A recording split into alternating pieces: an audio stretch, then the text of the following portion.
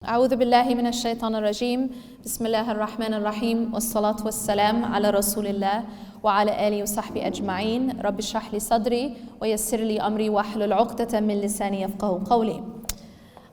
So when I was asked about the topic, what topic I wanted to speak about, I suggested the following topic, and I'll explain why before I begin. And that is how to stay positive in a negative world. And the reason why I chose this topic is because there's a lot going on right now. And there's a lot going on in the media, there's a lot going on for us as Muslims collectively, and there's also a lot going on obviously for us in a personal level. And it becomes very, very difficult sometimes to stay positive. What I want to do is I want to just go through a few steps, a few tips, things that I personally have seen the effect of, and use that as sort of a way to help us stay afloat. Because the reality is about life in general. And this is something that Allah has told us again and again in the Quran, that Allah and His Messenger have told us, that we are always going to be faced with different kinds of weather. As you can see right now, it's raining right now. And no one, no matter who they are, no matter how much money they have, no matter how much power they have, can stop the rain, right? If we go to Trump right now and ask him, yo Trump, you know, you're the president of the United States, so could you kindly make it stop raining here in Indiana? There's absolutely nothing he can do, right?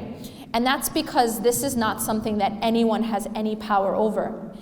But as you see, is anyone in this room getting wet? Is anyone right now getting wet? No. Why aren't we getting wet? I just said we can't stop the rain, right? But we're not getting wet either. Why? And that's because we're inside of a shelter. And so the reality is that we don't control certain things about life. That's just a fact. But what we can control is where we are when that weather hits. What we can control is, so if it's cold outside, I can't make it warm, right? We don't control the sun. But what I can do is put on a coat. I can put on gloves. I can put on a hat. And so what I've done is I've found a way to cope. I found a way to survive the weather, even though I can't control the weather. Does that make sense? I've found a way to stay dry, even when it's raining outside. That is what faith gives us. Faith gives us a way to stay inside a shelter, to stay dry even when it's wet outside. And even when there are storms. So what kind of storms do we have here? We have tornadoes, right? Now, even if there was a tornado, even if I had severe weather outside, there is a way to protect myself. I can go into a basement. And so the reality is that even when we have storms hit us in life, if we learn certain skills, if we learn how to be inside of the proper shelter, we won't get destroyed. And so weather will come, weather will go, hardships will come, hardships will go, fitan, tests will come and tests will go, but we will survive. Does that make sense? And to survive a storm requires certain things that you have to do. To survive the weather that comes in your life, there are certain skills. And the reality is that if we are in the habit of staying within shelter, then we will be able to survive our storms. The question becomes, how do I stay within shelter? And moreover, how do I build a shelter? Okay, I like to use this example because we all know the story, and we all, I think it's very illustrative. How many of you remember the story of the three little pigs? Okay, so like 3 of you. That's fine, I'll remind you. So the story of the three little pigs goes like this, yeah? There are 3 little pigs. One is really lazy, and one is sort of lazy, and one is not lazy. He works hard, okay? So the lazy one builds a very weak shelter. The lazy one builds a shelter out of something like straw or something. And so this house is not very strong. Then you have the next pig, and this pig is not quite as lazy, so he builds his house out of twigs or something like that, okay? And then you have the third pig. The third pig is working hard. So the third pig builds a strong shelter, puts in the time to make that shelter out of brick, all right? So now what happens is you have the big bad wolf come, yeah? And now the big bad wolf, does everyone know what he does? He huffs and he puffs. You know there's teachers in the room when you know exactly what the big bad wolf does, right? So he huffs and he puffs and he blows the first house down. And the reason why is because it was very weak. And then the next house, he huffs and he puffs and he blows that one down because it was also weak. But what happens with the third shelter, the one made of brick? The third shelter, he huffs and he puffs, but he can't blow it down. Why?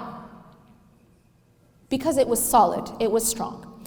Now here in life, we have all types of big bad wolves, okay? We have some that look like Trump. We have some that look like financial problems. We have some that look like different kinds of trials. So what we have in life is we have different things that come and huff and puff at us and try to do what? Blow our house down. Blow our house down. To break us down. To make us, to basically destroy us or to make us weak. And the reality is we can't stop the wind. We can't. We can't actually stop a wolf from doing what wolves do. What do wolves do? They huff and they puff. But what we can do is build a strong shelter. You understand what I'm saying? So now the question I get to, or the point that I'm getting to, is how do we build a strong shelter in life? How do we can't be, delusional and think that the sun is always going to be out in life, right? We can't be delusional and say, well, in my life, it'll just never rain. Because if we are that way, it's like, I read this quote recently and it said that if a person only travels when the sun is out, they won't ever end up at their destination. And the truth is that we have to keep going in life even when it's not perfect, when life is not perfect, when things are difficult. So the question becomes, how do we build that strong shelter made of brick? Yeah, and be able to handle the weather of life. Fair enough? So this is the reason why I chose this topic. So what I'm going to do is I'm actually going to just give you guys 4 pieces of advice, all right? And within those 4 pieces of advice, there's going to be sub-advice. Cool? So to begin with, I want to tell you this, and that is there is something within our power that has a very profound effect on our life, on our psychological state, and on our spiritual state, and on our emotional state. And that is something called focus. Focus. And this is something I emphasize a lot, and I will emphasize again. What you focus on grows. So whatever you focus on in your life is going to actually start to grow. And when it grows, it starts to become bigger, and it also starts to surround you. Okay? So let me give you an example. There are some people, and their habit is that they focus on problems. Okay? And sometimes it's not for any bad intent, but it's because that's just the way they're designed. They are problem focused. And sometimes, ironically, it's because they're problem solvers. Do you guys understand what I mean? So some people are very problem their orientation is problem solving. Now, a problem solving orientation sometimes tends to then look for the problem in any situation so as to, what? Solve it. These are the people who then you might later on say, oh, they're so critical. But the reality is they're looking for the problem so they can solve it. Do you guys understand what I mean? Now, what happens with this, and this is a subtle issue, yeah, is that when you focus on problems in a situation, see, there's no situation that's ever going to be perfect, is there? Are you ever going to have a perfect situation in this life? No, it goes against the definition of dunya. Dunya, by definition, is imperfect. Everyone with me? So there's always going to be a problem. There's never going to be a perfect situation. So, but if you focus on the problem in every situation, here's what happens to it. It starts to look bigger than it is. And it will actually start to consume you. Everything that you talk about will be the problem. Everything that you think about will be that problem. Everything that maybe you post about will be about that problem. Everything you read about will be about that problem. Do you understand? And this actually becomes a pitfall that sometimes happens even to Islamic workers. So for example, an activist. An activist, mashallah, is working for a cause. And that's amazing work. But an activist has to also be careful because, for example, I'll give you an example. An activist who is fighting against Islamophobia, all right? So their work is extremely important, right? But if an activist who's fighting against Islamophobia only is reading about Islamophobia, only is talking about Islamophobia, only is posting about Islamophobia, only is discussing, you understand what happens? Do you know what happens to that person? It will start to affect them. And the reason it'll start to affect them is because everywhere they're looking, everywhere they're thinking, everywhere, it's actually the focal point is a problem. Because Islamophobia is a problem, right? And racism these are problems. But what happens is if that becomes the focal point, the only focal point in that person's life, it will actually start to affect their emotional, spiritual, and psychological state. Because what happens is it will change the way you view the world. You'll notice, okay, put aside activism for 1 second. And let me re-emphasize, this is extremely important work. This isn't to say that this isn't something that's necessary. It is. But right now what I'm saying is something subtle, and that is that we have to be mindful, regardless of our work, of what our focus is. Okay? Our focus, we have to be mindful of what is our actual focal point. But putting that aside for a second, activism, just think for a moment about just a regular person, not necessarily an activist, but their entire conversations. Like, for example, every time something bad happens, or there's some sort of fitna, some sort of like calamity we're dealing with, or even as a community, and all of a sudden, every single conversation is just about that problem. Right? That's all they have on their news feed. That's all they talk about. That's all they're posting about. Does anyone know, how does that person start to feel? Or maybe it's you. How do you start to feel? What ends up happening is you actually start to feel weighed down. And what will happen is almost a person like who's only having that as surrounding them will start to easily fall into despair. And moreover, it changes the way you view the world. So now if the only thing you're reading about is hate crimes, okay, that's it. That's day and night you're reading about hate crimes. Day and night you're talking about hate crimes. Day and night you're posting about it. What you're gonna do is almost like you're seeing the world in a negative way. And so you will maybe you'll feel that people are more antagonistic towards Muslims than they actually are. And that's because it skews the way you view your reality. So then what's the balance? Because you might say, well, okay, well, what are we supposed to do? Are we just supposed to dig our heads into the sand and pretend that this isn't happening? And my answer is no, absolutely we don't dig our heads into the sand and pretend this isn't happening.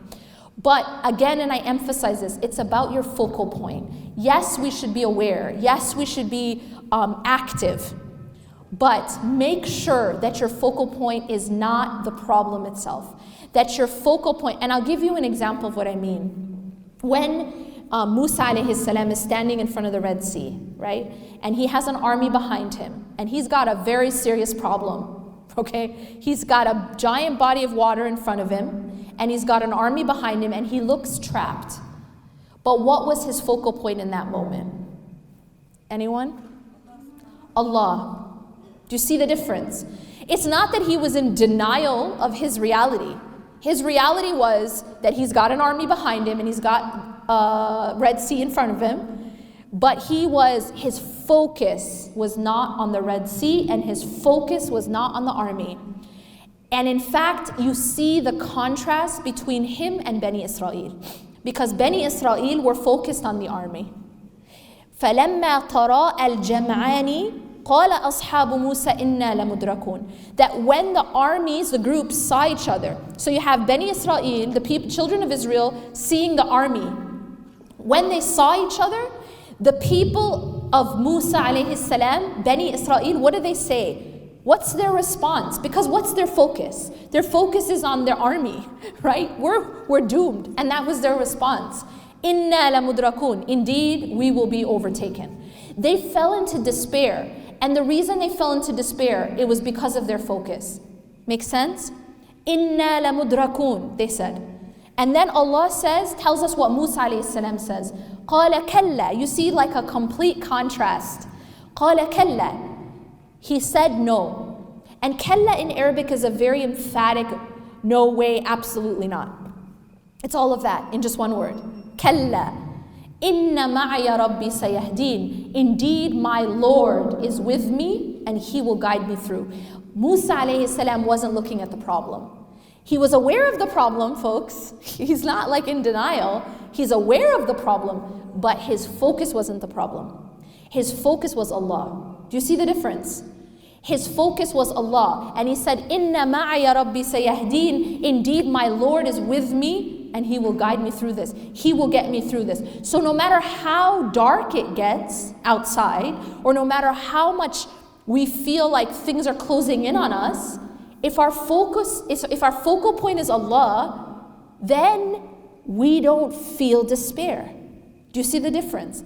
It's because you know, just like Musa alayhi salam knew that Allah was with him. And if Allah's with you, it means what? He'll get you through. And that was the yaqeen and the tawakkul and the trust of Musa alayhi salam. But believe me, it cannot happen unless you have the right focus. If he were to focus instead on how big the Red Sea is, just that, he's gonna be like, have the exact same reaction as Bani Israel.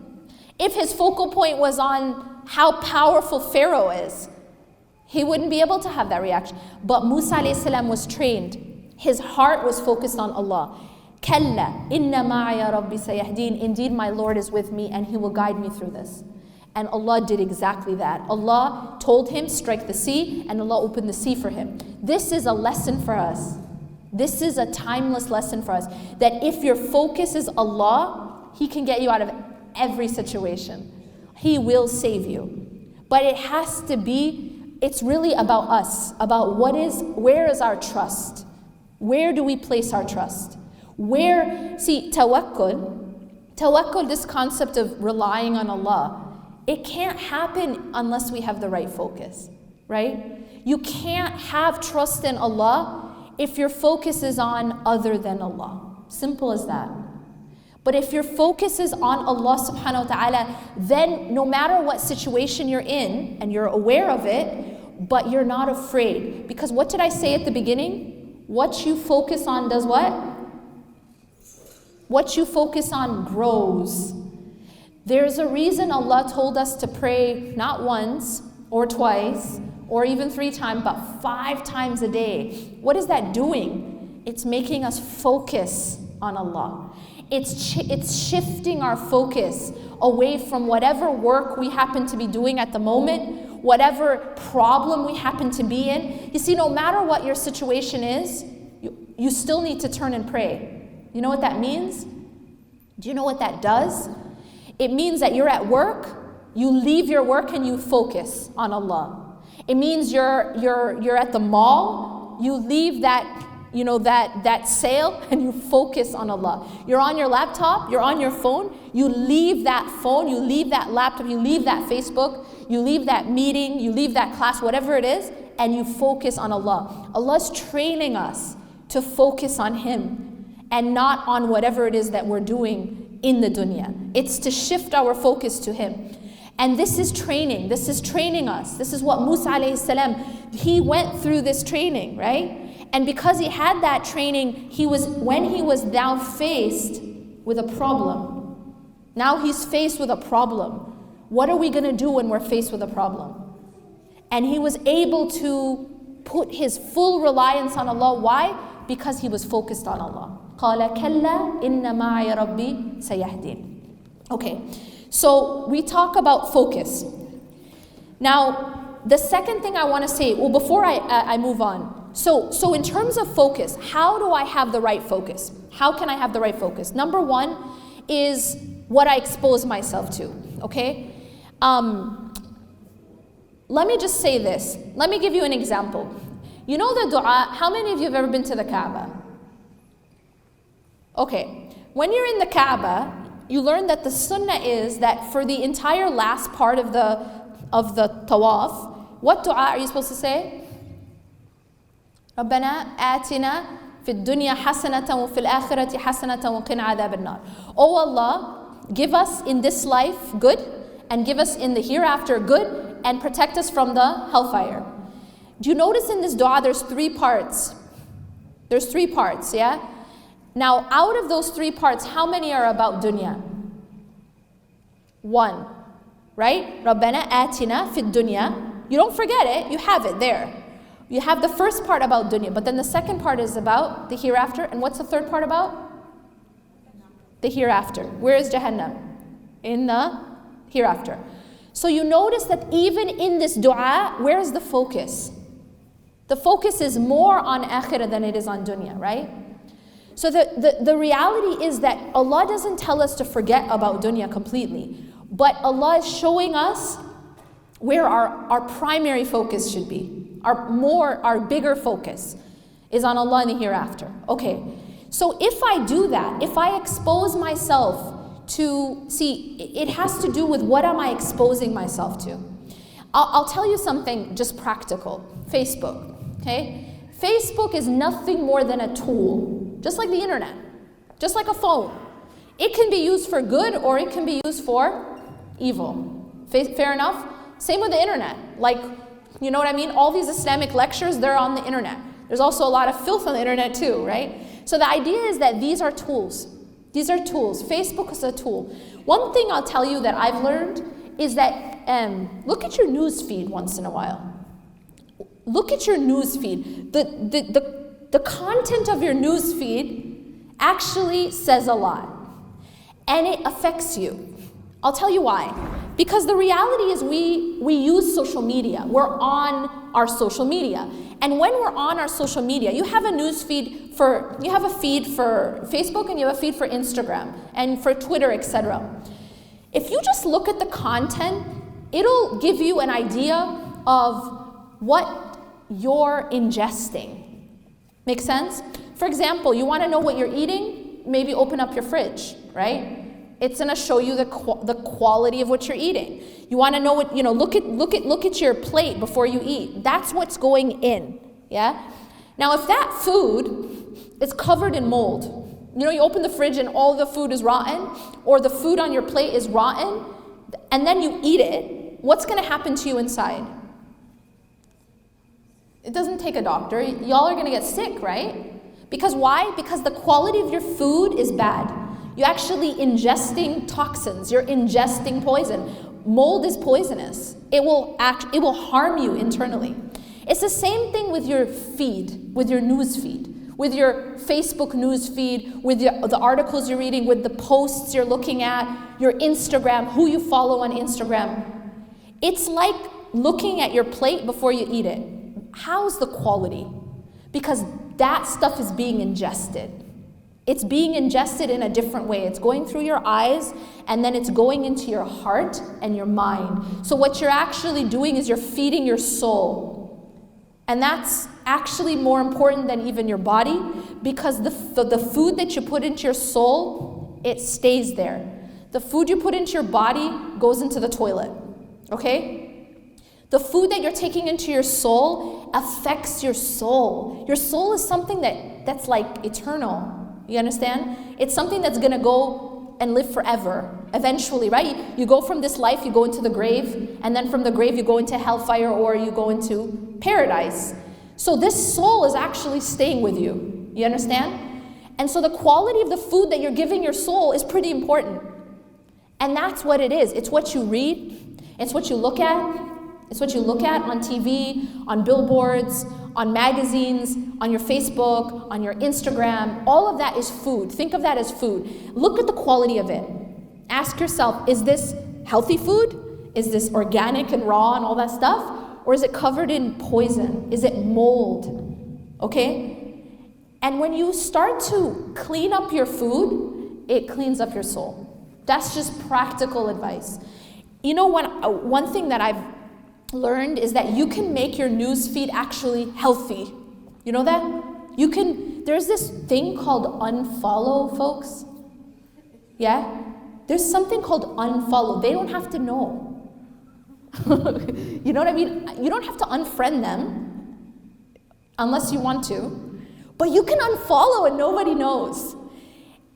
If somebody is posting garbage, or just like they ate a burger and then they ate a different kind of burger and that's it. That's okay. So there's ranges of different kinds of food, okay? There's absolute poison, I get it.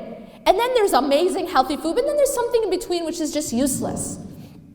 And I'll tell you this, even overeating useless food, or even if it's neutral but you overeat, and you're still gonna get unhealthy. So my point is this, you can make your social media healthy for you, where it's actually growing your head and your mind, and it's helping your heart, or you can just make it useless. Like, what did Kim Kardashian wear today? See, Instagram is one of these things where you have a whole range of things you can follow. Do you guys know what I'm saying? If you start out by cleaning up your Instagram, just clean it up. Meaning, look at who you're following and just clean it up. Instead of following just useless things, and I'm just gonna now put aside for a second the blatant fahsha. I'm just gonna put aside haram stuff for a second. Because it's obvious, okay? Let me just tell you this. Whatever you take into your eyes, it's gonna affect your heart. It's the same thing as drinking poison. It's gonna affect your body. That's just a fact. So I'm gonna put aside haram for a second, and now I'm just gonna look at uselessness. Just complete useless info, okay? Useless, input, all right? Now, this seems innocent. It might, okay, every single person you're following is a fashionista. Awesome, okay. But the problem with that is that becomes your focal point, and then you know what? That becomes what you care about most. And that's actually dangerous. The reason why, so this might say, okay, so what? It's not haram, okay? But the problem is, what is our concern? What is our greatest concern in life? One of the issues I've found is that depending on, especially now with social media blowing up, yeah? What's happened is now, even more than before, we are obsessed with appearances. Obsessed with appearances. What does that mean? It means that how I look, how I dress, how I appear becomes of utmost importance, more than anything else. And that in and of itself isn't healthy, okay? Because what it's done is, it's skewed what's really important. And now it's how I look. You know what I mean? It's everything is you gotta look perfect, you gotta pretend you're perfect. There's an obsession with perfection. You know what I mean? If you have anything that's imperfect about you, put a filter on it, right? And there's filters, but then there's also filters. Even in life, we're just all wearing masks. We're just pretending. And this is a very unhealthy, because what we've done is we've completely missed the point of what really matters. We've missed the point. And that's not innocent. That's actually killing our hearts. One of the things that you'll find is that there's a few things that can kill the heart. There's a few things that can kill the heart. One of them is sins. That's clear, okay? But there's something else that can kill the heart. And that is something called ghafla. Does anybody know what ghafla is? Ghafla is just heedlessness. It means that, okay, I might not be involved in sin, I might not be clubbing and drinking and all this, but I am completely, I've missed the plot. All I care about is fashion, what this person's wearing, what that person's saying, what this person, I'm going to this party, are you going to that? It's just, I've actually killed my heart, because not necessarily through outright sin, but because all I care about is superficial things. I'm missing what really matters. And that's just as dangerous. That's just as dangerous. Because think of a person, see, there's two ways to die. Or basically, you can eat poison and die, right? We already talked about poison. But I can also just starve and that will also kill me, right? If I starve, I'll also die, yeah? So when a person isn't getting the remembrance of Allah, and instead the only thing that they're taking in is dunya, like, things that have to do with money and fashion and status and celebrities and blah, blah, blah, right? That's it. So then what's happening is it's like I'm starving my soul. Get it? Because I'm not giving my soul its actual food, which is the remembrance of Allah. Make sense? And as a result, I may not be dying from poison, but I'm dying from starvation. And that's ghafla. Ghafla is a person who is heedless, and so they're not taking in what they need for your soul to be healthy and alive. It's like a person deprived of oxygen. Okay? Because the oxygen of the heart and the soul is the remembrance of Allah. And I don't have that in my life because I'm so full with fashion. I'm just full. I don't got no space, That's it. That's what fills my head. That's what fills my heart, or money, or status, or power, or whatever it is that I'm obsessed with. And because that's all I'm full with, I don't actually have space to take in oxygen and actual food. So if that makes sense, this is very, very important, what we ingest. Just think of it as food, okay? Food or oxygen. The other thing that I want to emphasize is managing thoughts. Managing thoughts. One of the things that we have to realize is we have a nafs. A nafs is our lower self, right? And we have shaitan. And the nafs whispers and shaitan whispers. And so not everything that occurs to our brain is healthy. And some of it's just garbage. Just complete garbage. So we have to be very careful about our thoughts. Managing the thoughts. If you don't manage the thoughts, it's sort of like you're in your house and you just it's nighttime and you're getting ready to go to sleep. You have your family, you have valuable things in the house, but you leave the front door wide open. You leave the windows wide open. And then robbers come in and you're like, wait, what happened? Well, whose fault is it? You left the front door open. You left the windows open, so a robber came in and took stuff that you care about. This is the problem with our mind. If we don't we don't guard our mind, our thoughts, and we don't guard our heart, then what happens is we're leaving it open to all these different suggestions. Suggestions of shaitan, suggestions of the nafs. And this will have a very poisonous impact on the condition of our hearts and the condition of our minds.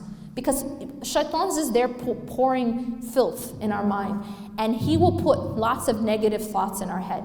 If we entertain these thoughts, it's like, so the robber comes in because you left the door open, and then guess what? You say, hey, have a seat. Have a seat, have some food. Stay for a while. That's pretty insane, right? But that's what we do with these shaitani thoughts. Negative thoughts. Thoughts about Allah, even negative thoughts about yourself. Don't think that you're holy because you're hating on yourself. That's not righteousness to have self-hate. Self-hate is actually from shaitan. I'm going to repeat that. Self-hate is from shaitan. These deprecating thoughts about yourself, that's not from Allah. That's actually shaitan, because shaitan knows that if you hate yourself, then you're not even going to have the energy to want to worship Allah or repent or anything. Because hating on yourself is like beating yourself. If someone's beat up, where's going to be their energy to do anything? They're going to become totally, paralyzed. And so self-hate, these thoughts, these bad thoughts about yourself, they're also shaitani. That also needs to be blocked. Those things need to be, don't allow those in. And then once they come in, you give it a place these thoughts, you engage them, you even feed them. That's like taking a robber and feeding him, here, have some food, get stronger, stay a while, here's a room, here's a guest room, go ahead and stay the night. No, you don't let these things in, you block these thoughts. A thought that is self-hating or a negative thought about Allah or about any of these negative thoughts, do not entertain them. أعوذ بالله من الشيطان الرجيم. Replace them with positive thoughts. Do not feed negative thoughts. Realize that your brain, your mind, your thoughts, the suggestions that go into your heart, guard it like you guard your house. Guard it. You know what I mean? Keep it clean in there. Don't allow a robber come throw filth inside your house. Okay? So that's very, very important in staying positive. It's extremely important. What you think about, what you see, what you read, what you ingest. So far, what have I said? I've said just like with your body, what you eat, yeah? Same thing. What you're ingesting of data, things that you're reading, things that you're seeing, things that you're listening to. Manage these things just like you manage. If you want to be healthy, you manage what you eat. Okay? Same thing. And you don't starve. Don't only be looking at things that are useless. Okay? Because then you're not feeding your soul the food that's keeping it alive. And that's through the remembrance of Allah subhanahu wa ta'ala. So make sure that your diet is good, what you're ingesting, what you're taking in is good, and also make sure that you're not letting in these poisonous thoughts. Guard your house, your heart and your mind. All right? Number two is this. There's going to be fear. There's going to be things you're afraid of. And I'm just going to make this one really simple. Turn your fear into dua. Turn your anxieties into dua. Meaning, I'm scared of something. I'm terrified that XYZ is going to happen. Everyone has fears, right? Now, how do we typically deal with fear? What we typically do with fear is we feed it. How do we feed fear? By just thinking about it. And then all these scenarios come, right? I'm afraid of something happening to someone I love. So what I do is I think of all the different possible ways that something could happen to someone I love. I think of this scenario and that scenario. All I've done is I'm feeding the fear. I haven't actually solved anything. Instead of feeding fear, turn it into dua. That thing that you're afraid of, make dua about it. Simple as that. Immediately stop it, stop the thought, and then turn and focus that feeling of fear and anxiety into making dua. Ask Allah for protection. And then after you've done that, put your trust in Allah subhanahu wa ta'ala. I've given it to Allah. And don't keep feeding that fear. Make sense? Okay, number 3. Take your pain, so the things that happen in your life that hurt you, things that happen that disappoint you, and turn it into growth.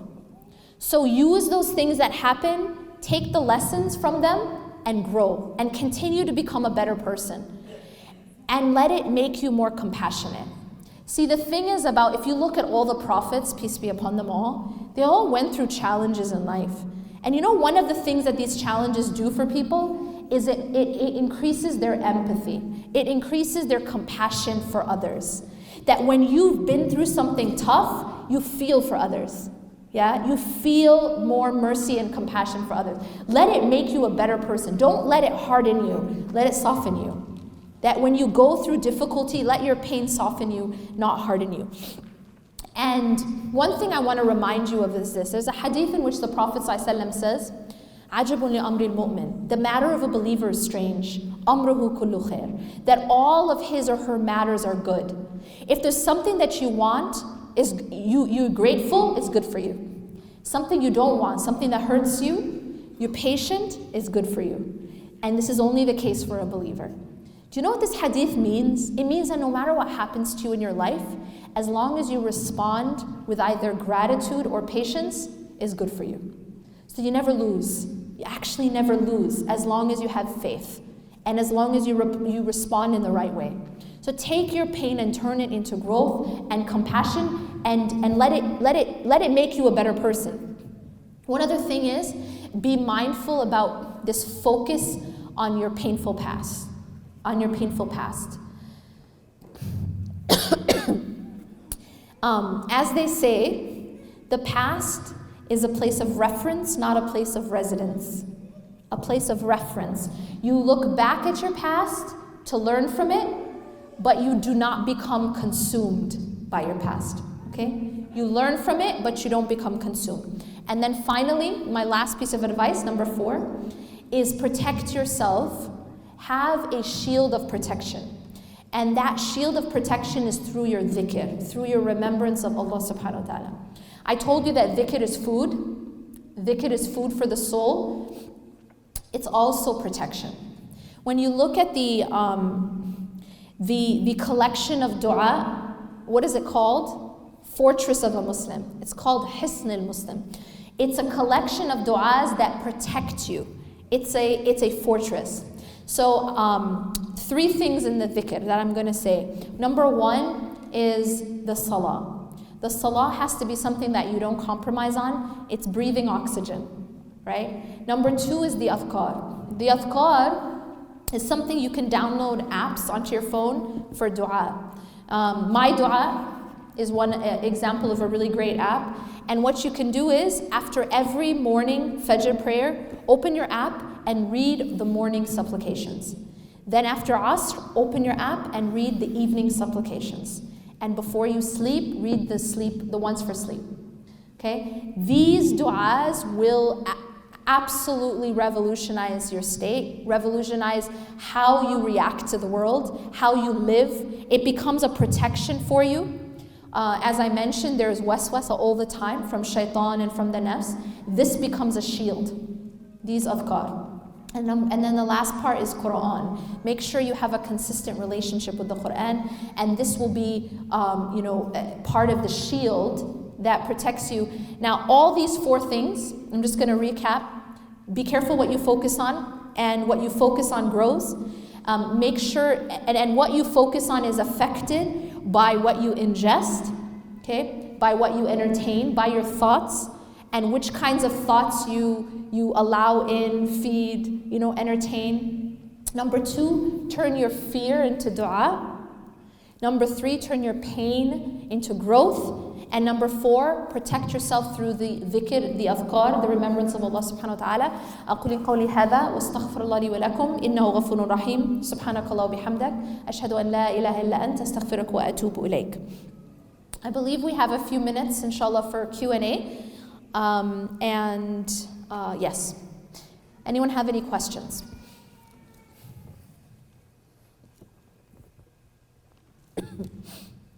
I guess I just explained everything just so perfectly that there's no...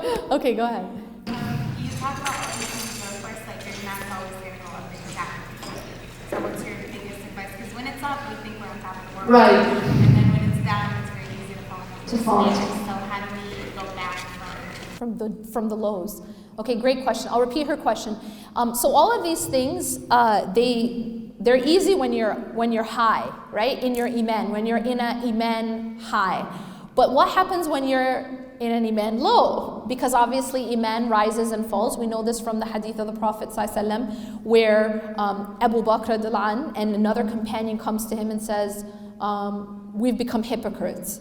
And he says, why? He says, because when we're with you, we see our iman is so high, it's as if we see Jannah and Jahannam with our eyes, but when we go with our families, our iman is different, it goes down. And the Prophet ﷺ said, if your iman was the same all the time as when you're with me, the angels would shake hands with you in the streets. And so he teaches even them, right? These are the best people, and yet their iman goes up and down too. And this is part of what? Being human. So what he teaches us is how to handle the lows. And this is how you handle the lows. Everything that I said in these 4, like I gave you a prescription of 4 things, right? Make sure that you hold on to those things, high or low. If you hold on to your salah, no matter how you're feeling, if you hold on to your adhkar, no matter how low you're feeling, it just becomes like I have a question for you. When you're feeling depressed, do you stop breathing? When you're having a bad day, do you stop, I haven't brushed my teeth for a month, or I haven't taken a shower for 5 months. Like, we don't do these things. Why? Regardless of how high or how low I am, I have to keep breathing to stay alive. And I have to keep taking a shower, and I have to keep, brushing my teeth. I have to still keep eating and drinking water. These are just bare minimums to stay alive. And so this spiritual prescription that I gave is just like that. It's like oxygen, water, food. It just keeps you alive. And what happens if you stick to these things, especially salah? Like, I'm going to tell you this. Everything I've given you, these are all like, dude, don't eat poison if you don't want to die. You know, keep eating if you want to stay. That's all necessary. But salah is like oxygen. Meaning, you give up salah, it's like immediate death. You get it? You might like be able to hobble around as long as you have oxygen if you're not eating healthy or whatever. But without oxygen, don't even talk to me about anything because you're going to be dead. Salah is like that. Make sense? Fair enough? Just think of it like that. So when you're in an iman low, don't give up your salah. You get it? You just think of salah, even if you feel like, oh, but my quality of my salah is awful right now. But you know what? Have you ever been to Cairo? The quality of the oxygen there is pretty awful. But you have to still breathe. You know what I'm saying? The quality, it's so polluted. Yeah, but you can't say, well, you know what? Right now I'm in Cairo and the quality of the air is just not perfect. So I'm just going to breathe next month when I'm back in wherever.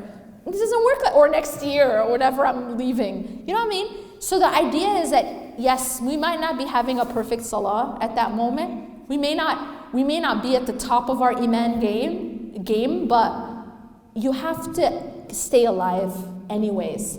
And what happens eventually is you'll go back up, as long as you don't let go of the bare minimum. And the bare minimum is oxygen, my sister. You know, it's like, it's oxygen, it's food, it's water. And then you'll be able to go back up eventually. But here's the problem. The problem comes that when you're at your low and you say, you know what, I might as well just stop praying. Because you know what, shaitan comes and says, you're just like, your salah is terrible.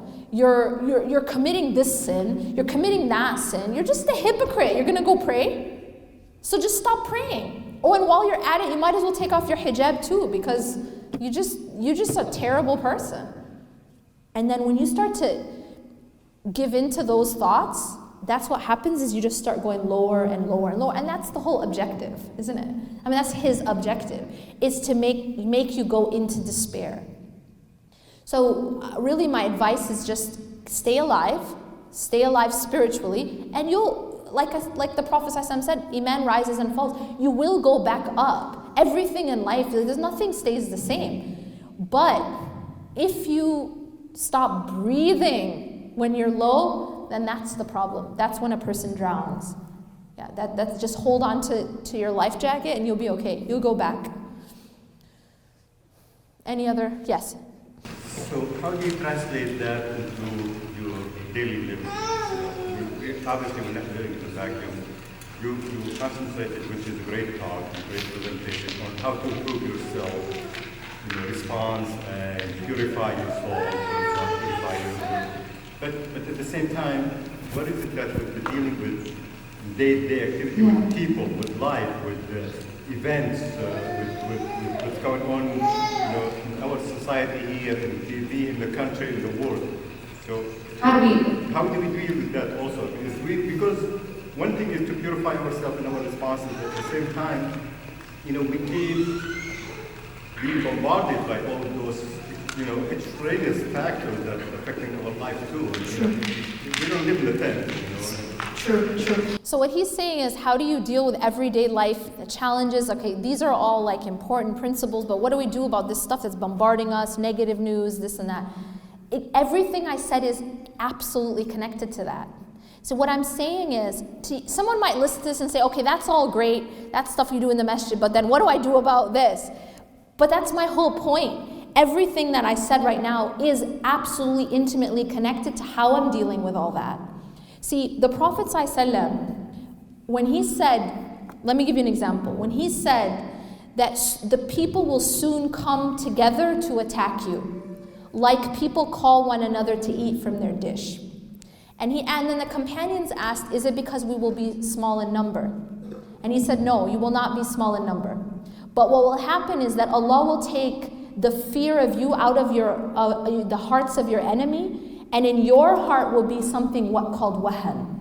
And he said that you will also be like the froth on the ocean. You know, on the ocean, there's just these little like bubbles. It has no power, no determination. It just goes wherever the tide takes it. And he said this disease that's in the hearts of the people, that's what's going to make them weak politically. Because he says your enemies are going to attack you. That's a political situation, right? That's a political circumstance, and it's external. But he's linking it to the internal. He's linking it to this disease called wahan. And what does he define it as? حُبِّ الدُّنْيَا وَكَرَاهِيَةُ الْمَوْتِ. It's the love of dunya and the hatred of death. So we can't actually separate these things. That our condition outside is connected to our condition inside.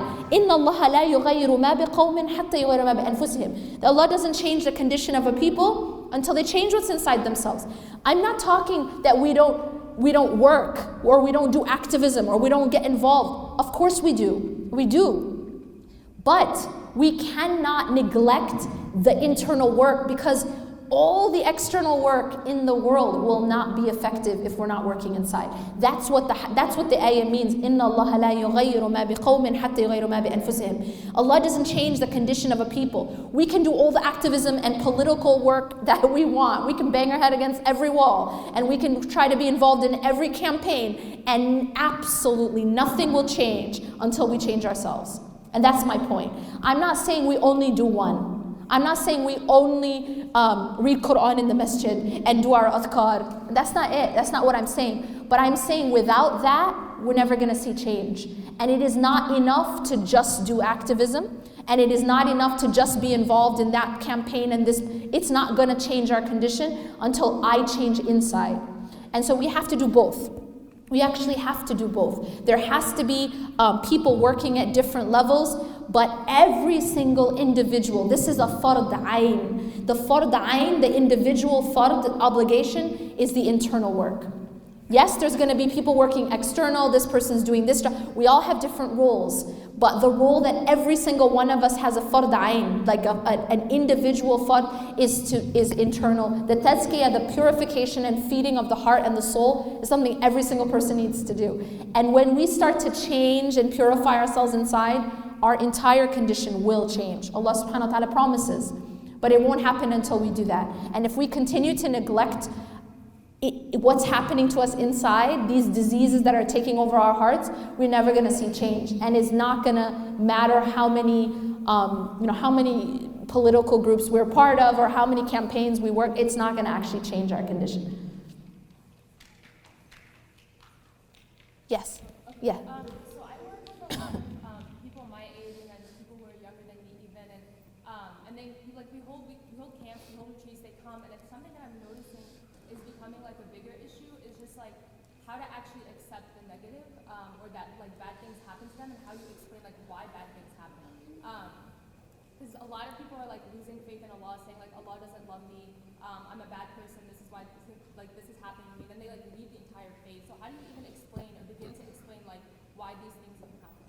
Okay, so to repeat her question, she's saying that a lot of people having faith crisis because they don't understand how this question of why do bad things happen to good people, and they can't reconcile it, and it makes them lose their faith, or they say things like God doesn't love me, and they just lose their faith. First of all, the reason why I quoted that hadith is because that hadith that I quoted, the ajabun li amri al-mu'min, the matter of a believer is strange. That hadith teaches us that bad things never happen to good people. That in fact, whatever happens to a believer is good for him or her. And it has everything to do with my response. Okay? But that's a different way of looking at the world. See, if I see everything that happens to me as a way to get closer to Allah, then everything becomes good for me, even if it's painful. Make sense? So, when you get a shot, suppose you're sick and you need a shot of medicine. And this medicine is going to actually save your life, but it has to be through a shot. What are you going to say? Okay, right? Yes, there's some temporary pain, but it's curing me. The needle has medicine that's curing me. That's a different way of understanding versus a child who doesn't understand. They're just going to look at that needle and just scream and cry and just be angry, right? Because they don't understand that it's medicine. So it has to do with, number one, it has to do with understanding that everything Allah gives us as a believer is good for us, even when it comes through a needle. Even if it comes and I don't understand it. Another example is if we go outside now and your mom is picking you up, she's driving, and you ask her, where are we going? And she says, just wait and see. Are you gonna phone the police because you're really scared? Are you gonna be like, yo, 911, I'm being taken somewhere, I don't know where it is. Why aren't you gonna call the police? Because you trust your mom, that's it. But if it was a stranger that you didn't trust, you'd call the police. Do you understand? So the reality is that sometimes Allah does things in our life and we don't understand. We don't understand. He's taking us somewhere, we don't know where. But if you trust Allah, then you're not going to be scared. You're not going to be anxious and worried. You may not know, like in this example, you don't know where your mom's taking you, but you trust your mom completely. You're not worried that she's going to hurt you. But we don't have enough trust in Allah. This is the problem. So a lot of it has to do with getting to know Allah. Really. Like the answer to your question is, these people, these youth, it's about getting to know who Allah is. Because the more we know Allah, the more we put our trust in Him. If we know, first of all, Allah is Ar-Rahman Ar-Rahim. He has so much mercy for us, even more than a mother for her child. If we knew that, if we really knew that, then we wouldn't be worried. You understand? Husn al-dhann billah. What's husn al-dhann billah? It means, just like remember you said you're not scared of your mom. Why? Because you know she has your best interest in mind. You're not worried she's going to take you, throw you in a ditch and leave you. You have a good opinion of your mom. See, husn al-dhann billah means you have a good opinion of Allah. You know that whatever Allah is doing with you is for your own good. That's part of knowing Allah. And when you know who Allah is, that He has your best interest in mind, that He's not going to hurt you, then it becomes easier to cope, even when you don't understand, even when you have to take a needle, even when you don't know exactly where you're going, but you have full hope and trust in Allah, that He has your best interest in mind. So I mean, that's really what it is. It has to do with knowing who Allah is, and then putting your trust in Him and knowing that He's not gonna make you get lost or hurt you. Everything Allah does is for our own good. The matter of a believer is strange. Everything is good for them. Any last question? Yes. Well said. A lot of things you said I thought were really, inspiring in terms of just our connection to Allah subhanahu wa ta'ala and our spirituality is very central. But what I also feel like is, I have a question about is that you could do that and live kind of a very individualistic life, right? Where you're kind of, I'm praying my salah, but I'm most praying by myself. I'm doing my adhkar, but I'm not really connecting with my family members, with people in my community, especially in places like Northwest Indiana, where we don't have a huge Muslim community like in Chicago or other places. So my question kind of relates to when you feel that type of separatedness from the Muslim community, what then becomes what then is the role of community within all of this, right? So it seems that seems to be a really necessary aspect of feeling grounded, feeling positive. But how do we actually go about doing that when we're forced to be separated from one another? Okay, great question. So to repeat his question, a lot of what we spoke about right now was individualistic. How does community fit? Okay, especially he's saying in this situation, you guys are you have a small community, it's not that easy to be connected to the community. Where does community fit in? That's a whole, a discussion in and of itself. A lot of times I give this talk, and one of the take-home messages that I try to impart to others is this, to sort of summarize. If you study the ayah, the Quran and the Hadith and the Sunnah, you'll find that there's one theme again and again and again throughout the text, and that's this. The way we treat the creation is how we should expect the Creator to treat us.